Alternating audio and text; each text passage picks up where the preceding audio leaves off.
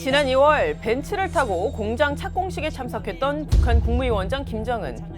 최근 김일성 군사종합대학을 방문할 때는 푸틴 러시아 대통령의 선물 아우루스를 타고 등장했습니다.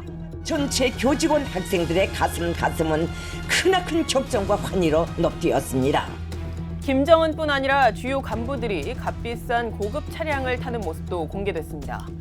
지난해 12월 노동당 중앙위원회 전원회의 영상에선 벤츠 S클래스 마이바흐 풀만으로 추정되는 차량에서 정치국 상무위원 김덕훈 내각총리가 내리는 모습이, 세단형 벤츠 S클래스에서 내리는 상무위원인 조용원과 최룡의 모습이 각각 포착되기도 했습니다.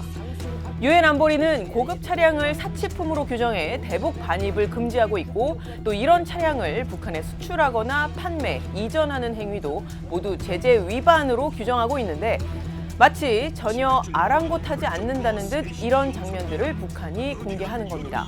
최근 국방부와 한국국방연구원은 김정은 위원장이 북한 내 엘리트 특권층의 충성심과 결속을 끌어내기 위한 이른바 선물 정치에 우리 돈으로 연간 2조 5천억 원에 이르는 통치 자금을 사용한다는 연구 결과를 내놓기도 했습니다. 북한 김정은 정권은 약 6만에서 6만 5천여 명에 해당하는 북한의 특권층에게 연간 2조 5천억 원을 선물 정치 비용으로, 특히 김정은 일가 약 100여 명은 연간 8,300억 원을 사용하고 있습니다.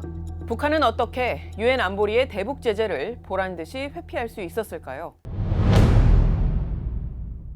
우선 북한은 미국 등 핵심 당사국들과 협상으로 제재를 풀어보려는 정치적인 노력을 해왔을 뿐만 아니라 석탄 밀 수출과 어업권 판매, 사이버 금융 공격, 그리고 정제유 밀 수입 등 제재 회피 방법을 적극적으로 전개해왔습니다. 유엔 안보리 대북제재위원회 전문가 패널 보고서 등에 따르면 2018년 이후 제재 회피 수법은 해상 환적, 노동자 송출, 사이버 해킹, 그리고 기타 해외 동상 제작이나 금 밀수출, 무기 거래 등 다양한 형태로 이루어진 걸로 파악되는데, 그중 가장 전형적인 방법은 해상 환적이었습니다. 제재 회피로 의심되는 해상에서의 환적이라든지 가장 큰 게 석탄을 밀수출하는 것으로 추정이 되는 그런 류들이죠. 예를 들어 지난 2019년 김정은이 타고 등장했던 마이바흐의 이동 경로도 보면 중국 다롄과 일본 오사카, 한국 부산항을 거쳐서 러시아 나호tka, 그리고 러시아 블라디보스토크까지 선박으로 옮겨진 뒤에 화물기를 통해 북한으로 최종 반입된 걸로 당시 파악됐습니다.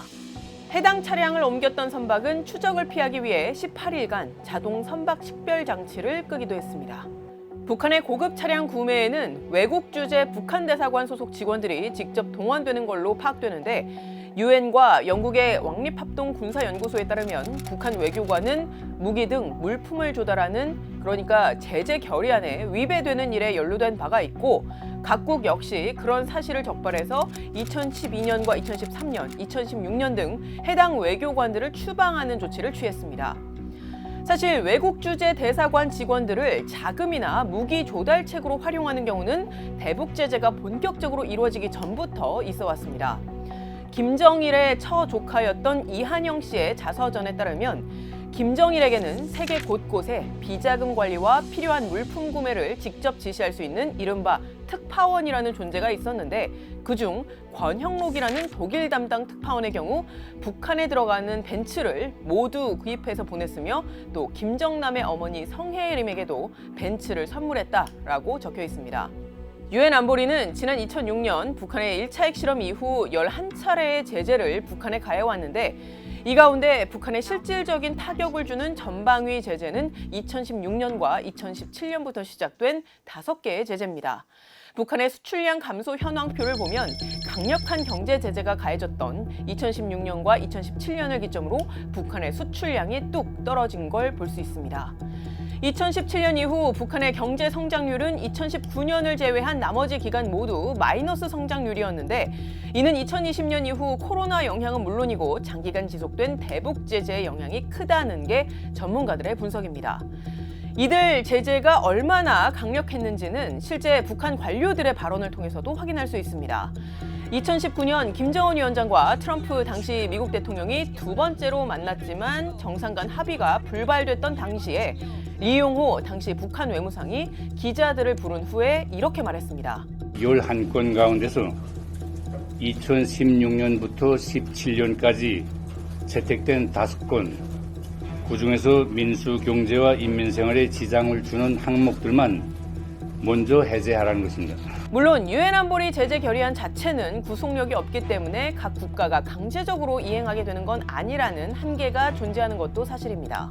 대부분의 국가들은 국제사회의 그 대의에 동의하고 협조를 하고 있지만 좀 이해관계를 같이 할 수 있는 부분들을 완전하게 통제하기는 어렵고 제재를 어겼을 시에 강력한 페널티가 사실 존재하기 어려운 부분들이 있기 때문에 특히 북한은 중국, 러시아와의 밀착을 가속화하며 제재를 느슨하게 하려 노력 중인데 중국, 러시아도 이에 호응하는 듯한 장면은 곳곳에서 포착되고 있습니다.